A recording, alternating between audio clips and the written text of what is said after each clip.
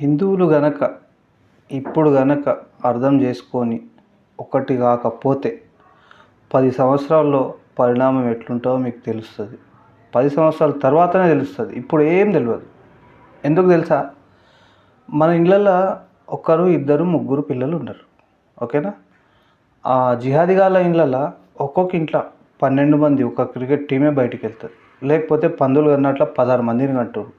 మళ్ళీ మనోళ్ళకేమో 1, 2 కాగానే ఆపరేషన్లు అయిపోతున్నాయి, లేకపోతే నా వల్ల కాదు అని ఆడవాళ్ళు అంటారు, లేకపోతే మగోనికి ఏదో ప్రాబ్లం అయింది, లేకపోతే ఆడవాళ్ళకి ఏదో ప్రాబ్లం అయింది అని అంటారు కదా. మళ్ళా ఆ పందుల ఇంట్లో ఎందుకు ఏమి కావట్లేదు ఒకసారి ఆలోచించండి. మీరు మంచిగా ఆలోచించండి.